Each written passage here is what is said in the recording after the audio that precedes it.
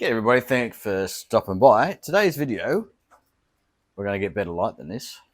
Okay, everybody, thanks for stopping by. Today's video, we're going to have a quick look at the Topdon JUMPSURGE, the JS1200. This is their entry-level jump starter pack. So we'll chuck it on the motorbike and we'll chuck it on the Pajero and run through a few tests. Now, this is one of those lithium-based jump starter packs, convenient size, fit in your glove box, stick it in the boot, whatever the case may be, pull it out when you need it. I've got to tell you, before we even start the video, pretty impressed with this guy.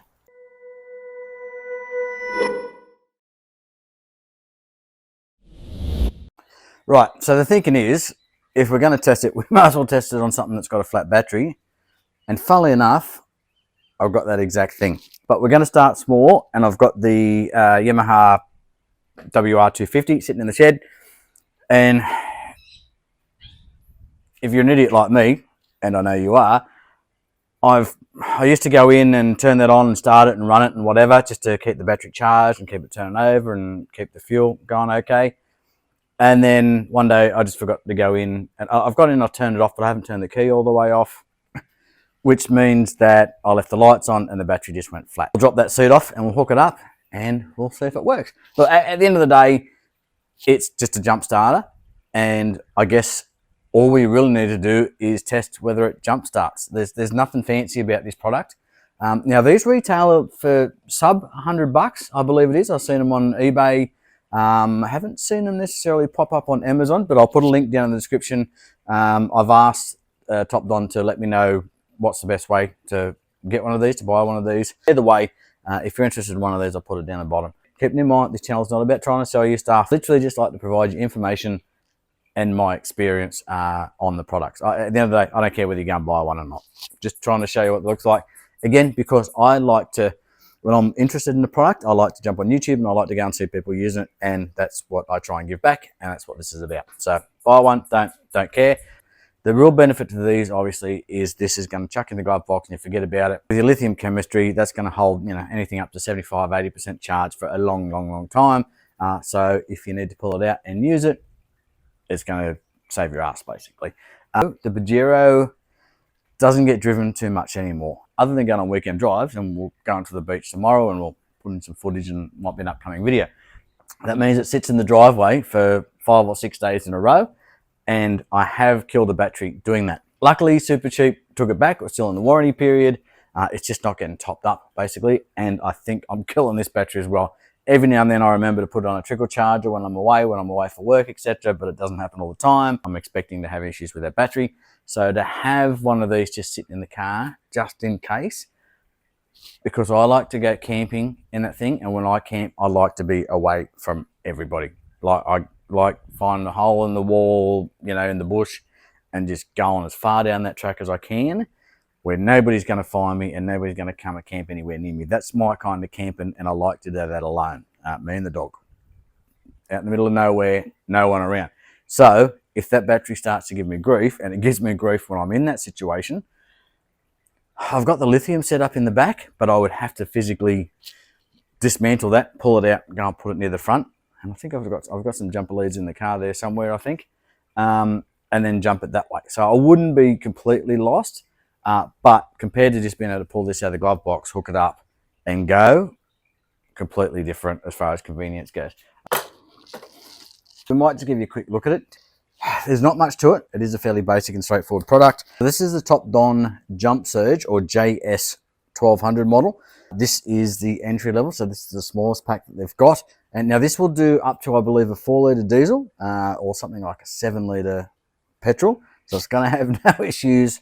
So it should have no issues turning over the little 250 bike. What you've got is the battery pack itself. Now this holds obviously the lithium battery inside, 10,000 milliamps, up to 12,000 amp surge, thus the JS 1200, the name. The battery clamps. Now this has some fusing, etc. in it, and some smarts in it, so some protections. So you can't do reverse polarity. So if you hook this up to your battery incorrectly, you get it around the wrong way, you're going to see a little red flashing light. Do have a quick read of the manual, because this flashing light is going to tell you a number of different things when you're trying to jump start a car. If you get stuck and you haven't read the little paper manual, what you'll find is on the bottom of this unit itself, there are some instructions, some fairly basic instructions, That's going to give you a bit of an idea of what these lights are talking about and the process to get a jump start happening. So the final thing in the box is a little USB-C charging cable, because this thing is charged via USB-C. Now, we will go and hook this up to one of the chargers inside, and we'll see at what rate that charges at, because I'm a little bit interested in that. The good thing is, I think everybody's got a USB charge port in their car these days because of phones, etc. Certainly if you're running Android, and now if you're running the new Apple 15, you're going to have a USB-C charger cable somewhere. So if you lose that one, you're going to have backups in the house. It also means that you can have this sitting somewhere, just topping it up, just charging it up in the car at any time. So a number of different panels on the unit. On one side over here, you've got an output, a DC port, 16.8 volt, 10 amp output on the side. Now I'm not entirely sure what you might use that for. I'll have a look. I think that's probably going to be a 5521 port on the side. I'll see whether I've got anything that's going to fit that and try and give you an idea of what that's going to be for. 16.8 volts. I really don't know what you're going to be using that for. If you've got any ideas, certainly put it down in the comments. I'd be interested in seeing that. On the other side, your USB socket for charging. So that's pretty straightforward. On the top, I think this is a XT90 connector, so that's where that plugs in there, and you've also got two USB ports. One is a fast charge up to 18 watts, the other one's just going to be sort of your standard 10-11 watt charge. Handy in an emergency, and I think that is going to be the only time there's a situation where you would probably use this to charge a phone. This has more value to me sitting in the glove box, fully charged, ready to jumpstart that car when I get in trouble, rather than charging my phone and all that sort of stuff. And you've also got an on button on the front here. Press that, and that's going to show you your state of charge. You can see we've got 4 lights there. It did come at 75% charge, which is probably where you want to have it for a storage mode if you're going to leave it long term. Otherwise, just charge it up full 100%, stick it in your glove box, and just leave it there till you need it. Now, this one button on the front, in addition to getting your charge status, if you press and hold, it's going to turn on the light on the bottom. Press that button again while it's on. You've got sort of a flashing light, and again, you've got an SOS. And then off. So it comes in a nice little pouch as well, that this sort of drops into, and then you can get your clips and everything in there as well. So it's a nice little thing. So much different to the big things that we, for us old blokes, those big, mine was a purple one because they come in different colors depending on the current rating and the size of the battery in it.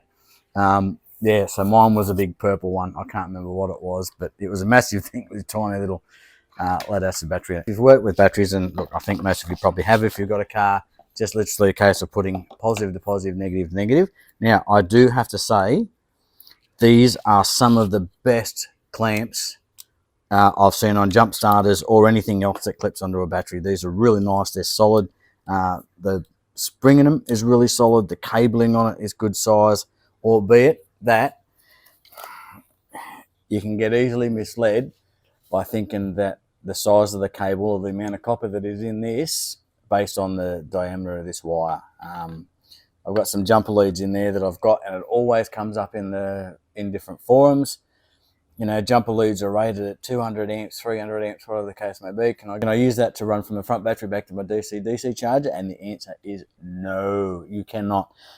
They have the thinnest wire in them. They're all plastic coating. There's hardly any copper in it at all. So I do have a set somewhere around that I cut up just to have a look at that. And if I can find those, I'll put it up on the screen there for you. Anyway, now I am expecting this to give me a little bit of grief starting because it's been sitting there for so long. And sometimes it will give me a little bit of grief if it hasn't been started for some time anyway. So we've got those connected to the battery. We are just going to plug this in. You can't get that wrong. So I've plugged it in. I've just hit this boost button. The little green light has come on, which means it is set up and ready to go. Now, if there are any issues with the battery, you've got it connected around the wrong way, it has a look at it and it says, no, there's something wrong with the battery and this is not going to work. You're going to get a red light here. If you get the red light, that means that there is something wrong. You've possibly got the battery connected around the wrong way. There's something wrong with the battery. Whatever it is, if you get a red light, it means you need to go and check and find out what's going on. Be aware that there is a bit of a timeout function on this. So if you don't perform your jump start, not long after hitting this, that green light's going to go off again. You're going to have to come back and push that button. Also relevant if you need to perform multiple jump starts. Now you'll see that green light starting to flash here. And if we just give it a sec, that'll actually shut off. So it's giving us a warning saying it's about to turn off.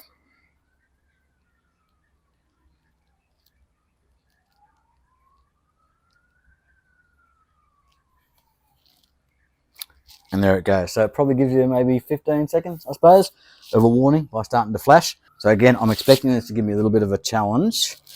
Just making sure she's out of gear. She is. I think just to show you, this is the status of the bike at the moment. So we've got absolutely nothing on that dash. That battery is absolutely cactus. So just going to hit the boost button here. We've got the dash come up. All right, so we've got something going on. All right, we're going to need the choke. Let's see how quickly the old girl starts up. 2 quick hits of the accelerator. See what happens. Whoa, that is the quickest it's ever tried to start. Jesus Christ. Okay, I'll give that a little bit more throttle.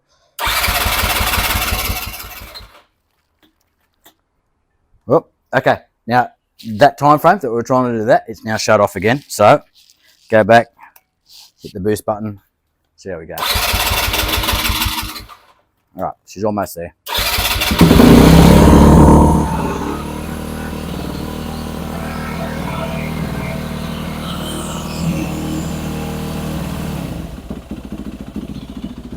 I'm just going to grab the multimeter and we'll just test that battery and see what voltage it is.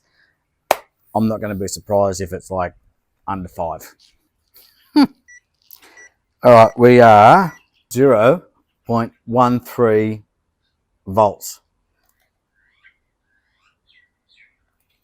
Under 1 volt. So that battery is absolutely cactus.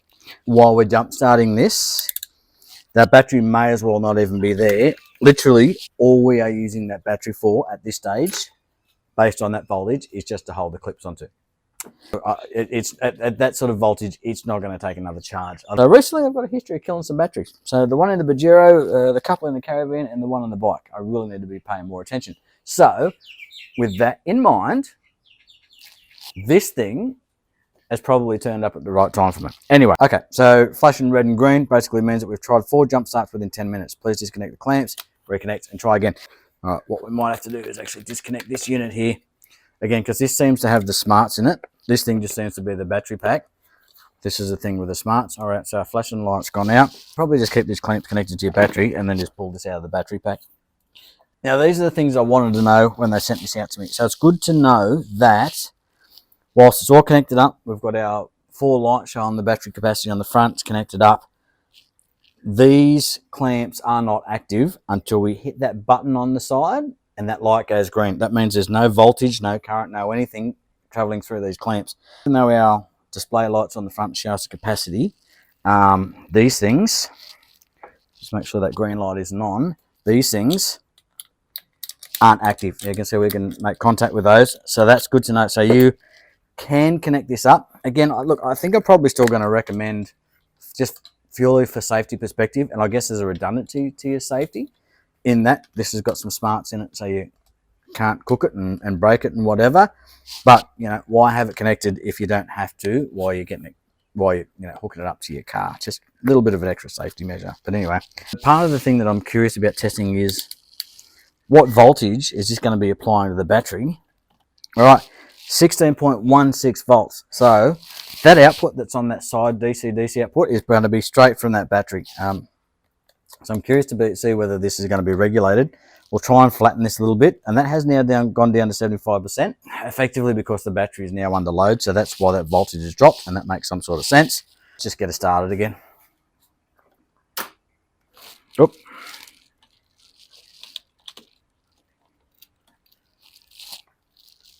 I think I might have hit that just at the wrong time. There we go. I've never heard this bike try and start so urgently. Anyway, a little bit of choke, probably good because we didn't run it for very long. And I might have just flooded it by hitting that, but anyway, so there we go.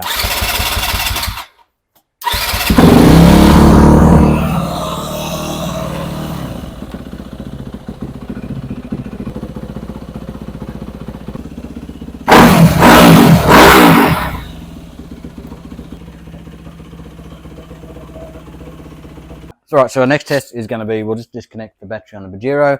It's a 3.2 litre diesel, and supposedly this thing will start for a diesel up to a 4 litre, and I think it's something like a 7 litre in petrol, something along those lines. So the Pajero at a 3.2 is probably going to be a pretty good test.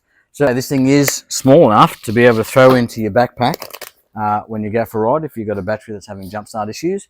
Conveniently, this thing does also have kickstart on it, so it's got electric start and kickstart, so probably not so much of an issue for me, albeit that we all know that it's certainly easier to hit the button to start the bike than it is to do a kickstart. So, and you know what, they're right. I was just shooting some quick footage of the box for some B-roll and stuff, and one thing that I didn't think of it, and one thing that I didn't think of until I saw the image on the side of the box, and I don't have a boat anymore, was a boat situation. This would be an awesome backup for having inside your boat. Now, I don't know the amount of times like having my old boat, trying to get that motor started, whining over and thinking, if this battery goes, I'm in big trouble here. Having one of these in your boat, this would be awesome, because obviously you don't have the convenience to be able to drive a car up. Probably don't have jump leads and all that sort of stuff. Ultimately, at the end of the day,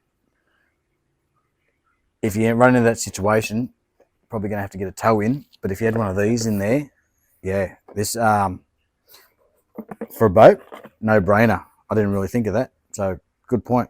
Safe for cars, boats, motorcycles, ATVs, trucks, and more. ATVs, if you're out hunting and you're remote and you have some battery issues, the convenience of this applies to so many different situations that I cannot think of them all.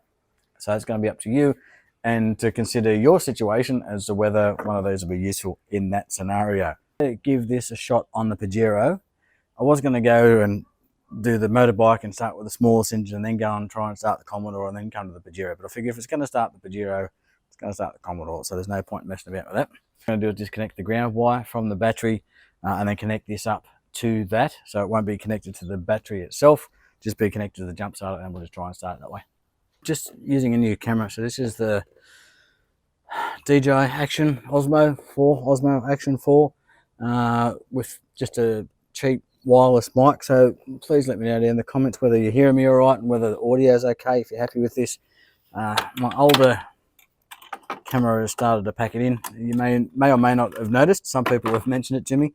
Okay, so that's perfect. So we don't have any lights on the dash, so there is no ground making its way from the battery through the chassis back to the starter. So this is just going to go to the positive battery terminal, as you would if you're doing a normal jump start. This is going to go to our earth lead. So there we go, our ground lead, sorry. So that's just make sure that's not making contact with anything. And then we're literally going to plug this in, and this will effectively become our batteries. So this is, I guess, testing for worst case scenario, where if the battery was just dead flat, like we said on the motorbike, or to have under a volt coming out of that thing, just hit your boost button. You hear the relay in there click, your green light will come on. We should be able to start it now. Let's see what happens. Okay, so we've got lights, all the stuff that needs to happen for a startup. And let's turn her over. Okay, that's just timed out on me. So these things definitely weren't made for people to make videos on them. From the time it took me to walk in there, have a bit of a blah, blah, blah, it's reset. So I need to come back out and I need to hit that button again to get that green light so we can actually get it started. So I need to be reasonably quick with this. Hit the button. I can hear all the stuff coming on inside. Let's start her up. Lickety split.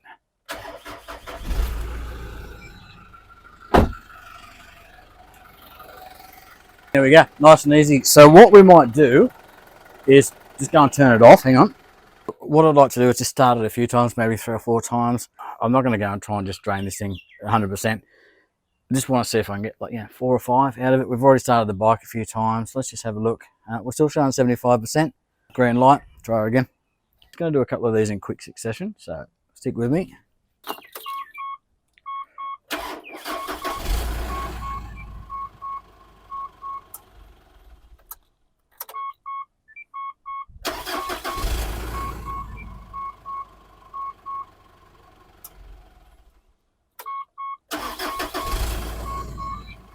Okay, so as we've seen before, once we've done 4 of them in a row, I'm going to have a flashing light there.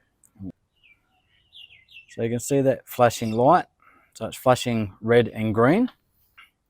So what that means is you've tried to start the vehicle 4 times in a row, and what you need to do is disconnect it. Now in our instance here, it's been 4 successful attempts that has actually started, but obviously now there is a bit of heat on the back of that battery pack, so I'm assuming the reason it needs to, I guess, have a breather is just to allow some of the electronics and possibly the battery that's supplying big current just to cool down. So that is reasonably warm on the back. It's certainly not hot, but it's, you know, it's, think phone fresh off the charger sort of warm, just mildly warm. As I suggested earlier, what I'm going to do is just disconnect the smarts from the battery pack, just like that. The light goes off, and then we'll just plug that straight back in. We're still at 75% on the battery. I'm just going to hit that and restart it, and we'll just try another quick fall.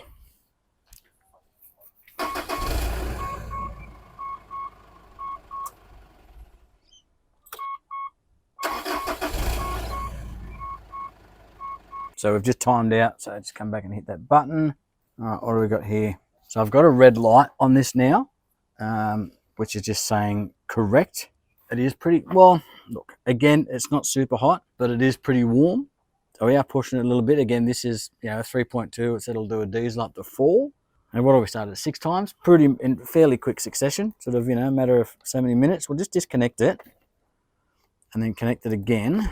Okay, so again, it's come straight up with correct, which is basically telling me that it doesn't want to do anything for now. So that's interesting. Let's see if it says anything about the red light on the back. So I'm assuming that this has to be an overheat function or an overtemp function, like a protection that's built into it. Now there aren't any vents or anything on this either, so as far as letting it cool down, assume the battery itself is down this end, because that's where the majority of the heat is. Just going to check. Just going to disconnect it for 30 odd seconds or so. I think that little red LED that's at the front, supposedly for reverse, I think it just looks like it gets a glow just from the ambient light. So just have a look at that when you first get it, and it looks like it's sort of partially on now, but I don't believe it is. Right, okay. All right, so that I've just plugged it in again. We've let it cool down for, you know, only a couple of minutes. It's still reasonably warm, but that red light has gone off, so we should be able to go into boost now, and we can. Just going to give it 2 more quick ones. We only got to 1, and I reckon that red light's going to be on again, and it is. That's got to be an over temperature function. Okay, interesting. I'm just going to show you this. So in addition to having the red light on the side, we'll see whether this stays going. Yep, you can see here we've got the 3 LEDs on front are all flashing. So I reckon that, I don't think there was anything in the manual on this, but that has to be an over temperature thing, because we've just pushed it that little bit too hard. What did we get? 6? We must have got 7 starts on that, which I'm pretty happy about. Now, I'm not sure, okay, those blue lights have gone off. Okay, and we're now showing 25%. Oh no, hang on. We've got 3 flashing lights on there again. So I think we're actually down at 25%, which is good. I would like to drain this down pretty close to being empty to see how that works, because I want to try and apply a decent charge to this through USB-C, and I want to see what sort of current it's going to take. I think obviously this has a temp sensor in it, and I think when connected to that smart unit, like the unit that plugs in, that's when your red light goes. And then I think when you've obviously also got temperature issues, that's when you see the flashing lights are going here. Now that it feels like it's cooled down a little bit, we no longer have the flashing lights, and I reckon if we plug it into the brains, I reckon that red light will be gone as well. And it has, and if I hit boost, we can go back and try and start the car again. So that's good to know that it's got like a temperature. So that's good to know that it's got a temperature cutoff in it. So if you're pushing it too hard and it cuts off and you get that red light, you know you're over temp. Just let it have a bit of a breather. You'll feel it. And then once those flashing blue lights have stopped, you can probably reconnect it. That red light will be gone, and then you can have a go. and that's just cut off again. It does say 30 seconds from when you press that boost light. It feels like it's a little bit quicker than that, but it's still quick enough, obviously, to get around your car and hit the start button. All right, she's gone again, and flashing lights on the front. Now 3. I don't know whether the 3 is significant, whether you get 4, 2, or whatever to tell you different things. But the 25, 50, and the 75 are all flashing on the front, and we've got that red light over here. So there's our 3 flashing lights, and there's our red one. And again, look, it's just a little bit warm to touch. So it's interesting that they would show you 2, I guess, alerts that we're over temp, or that the unit's got too hot. But it does make some sort of sense in that this is the battery pack and it needs its own. It's the one obviously clearly with a temp sensor in it. If you are using this for something else, say if you're using that DC output port and it got too hot for whatever reason, you would need this unit standalone to be able to tell you that. When connected to the battery, trying to do a jump start, clearly you're not necessarily paying too much attention to the battery pack itself. I certainly wasn't, and I didn't notice those flashing lights, but you do pay attention to these lights on the side, the red and the green one, because that's where the boost button is, and that's how you're interacting with the unit. So it makes sense that they're showing you, effectively in 2 different spots, because you may be using the battery pack standalone, or you may be doing a jump start, and that's how you interact with it. So kind of makes some sort of sense. There's a little bit of redundancy there, but it's not a bad thing. So at this stage, it's doing exactly what it's meant to do. It's starting up. It's just working, basically.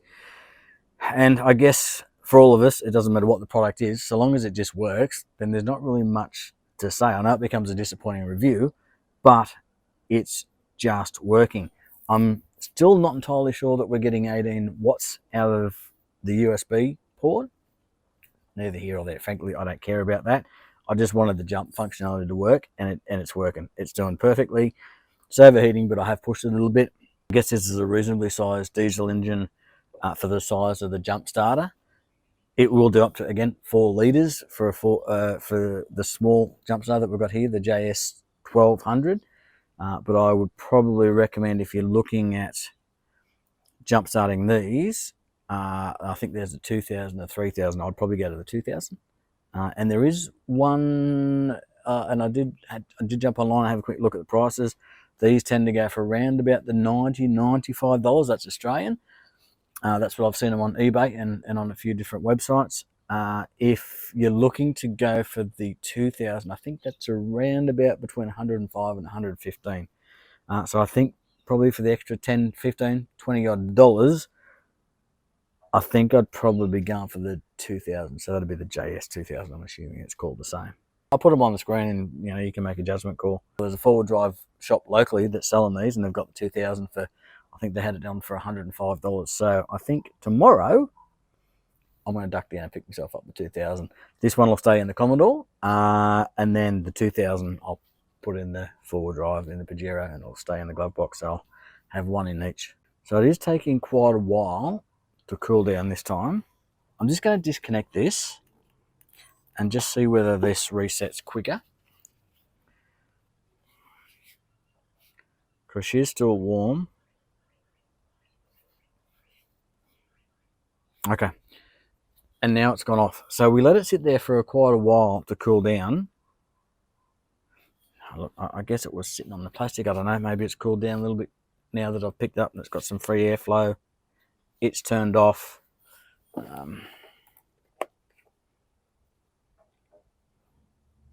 I did get a little flash out of that connect, but if I hit it, it goes straight into boost, and I can hear the cars come on. So it's ready to work again, and we're now showing 25%. All right, let's give it one more hit, and then I'm just going to try a reverse polarity, and we can see what it does there.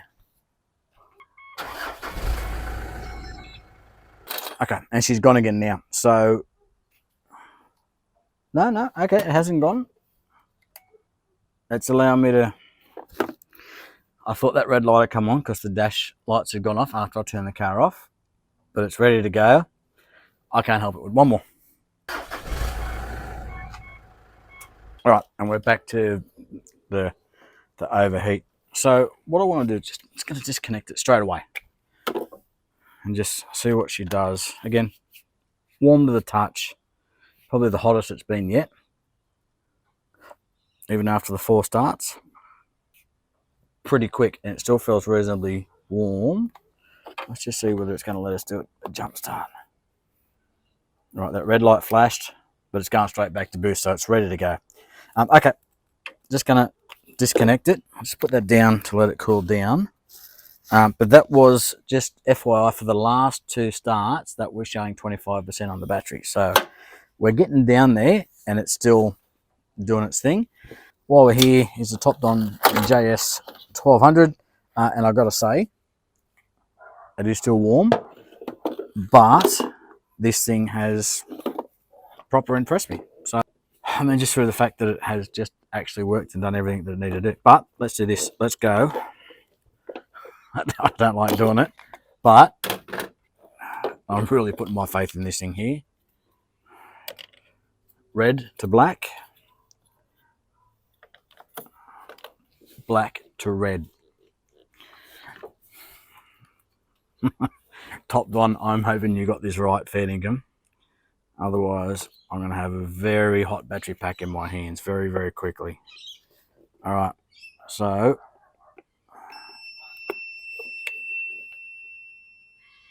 the good news is, as we discussed, there must be some micro voltage or something getting applied to that for that to test.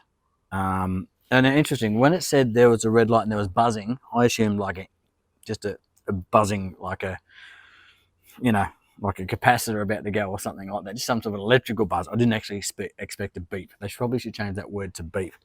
But as I mentioned earlier in the video, until you hit that boost button, there's no voltage applied to these cables. But as soon, like literally as soon as you start making contact with that, like you haven't even pushed that in, that red light comes on. You can see that there. And the connect is flashing. And you're not going to miss that. You're not, okay, so that's good. So you're not going to get that wrong. I'll tell you what, I'm kind of glad that worked, because if it hadn't, I don't know what would have been the outcome there. I think this thing would have heated up instantly with the lithium battery pack in my hands, and God knows what that would have done to my battery over here in my electrical system. So thank you, Topdon, for getting that correctly and having some sort of quality control there, because that could have gone horribly wrong. Peace of mind, you know, working in the dark, you're trying to connect this up. It is possible to get it wrong. Look, we've all done it too. Well, maybe not all of us, but a good portion of us. If you're playing around with your own cars and battery and stuff, look, sometimes you just connect shit up wrong. Sometimes you just connect things up wrong, and it's easy to do. You know, it's easy to do. You're not paying attention, whatever. But there's that protection there as well. So anyway, yeah, just a little tip as far as putting it away. Just put your battery clamps side by side, and then just fold this up and kind of stick that in the middle there. That makes some sort of sense, like that. And then you'll find that they just drop into that back, just nice and easy. The cables will sit up, but they'll obviously fold down when you close it up. And then this slides into the front, just like that. And then you can close her up. Now, one thing we need to do is just jump inside and connect this up to one of the chargers, and just see what sort of current this is going to take when it's charging from almost flat, not completely flat, but just mainly because I want to know. I want to know roughly how long this thing is going to take to charge from close enough to flat to full. It may or may not be important to you, but if it is, stick around and we'll go and check it out. If it's not important to you, 2 thumbs up. It's awesome, does what it needs to do, and I'll see you on the next one. For those that want to know, stick around for a sec. And hopefully you can see that we've got 5 different lines. Basically, we've got a line for each output, which will tell you the voltage, the current, and then the total wattage. So I'm seeing 5.2 volts at 2.1 amps, 10 watts, basically, is what we're seeing here.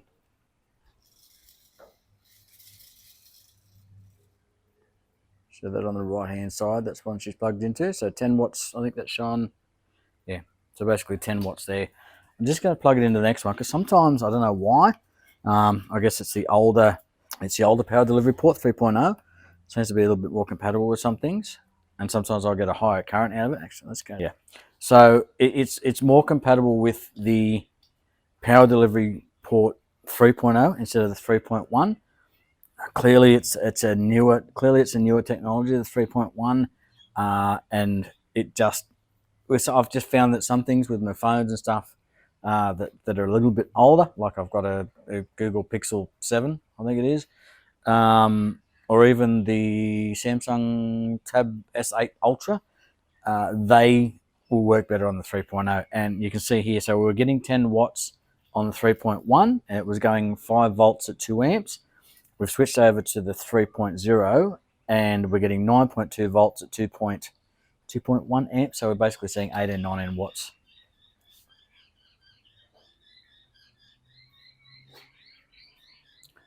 That's that one in white, roughly in the middle there. That makes some sort of sense because I think that was roughly what it was advertising on the back. It just say input, so 5 volts at 3 amps. So we definitely had the 5 volts, but we weren't seeing the 3 amps getting supplied to it. But if you had just a quick charge, you'd probably see that 15 volts. And then with the power delivery port, which provides various voltages at different currents, it does say 9 volts at 2 amps, and that's what we're seeing. So 18 watts. So 18 watts is going to be about the maximum you're going to see going into this. So the output roughly was 16 volts, or it says 16.8 here. And I think that's what you're going to be seeing at the terminals because it was close to, what did I say, 16.16, 16.2. Just seeing over that. So ultimately, we're only going to be seeing probably an amp an hour going in, being that this is a 10 amp hour battery. From flat to full, you're still looking at just under 10 amps. Now, that's if you're giving it the full 18 odd watts. So, 8 to 9 hours, I probably guess, is it going to cost you to charge this up if you've got it on quick charge and you're putting in that 18 watts, which is not too bad because ultimately, look, what you can do is just chuck this over the back of the car, plug it in just every now and then, and just top it up.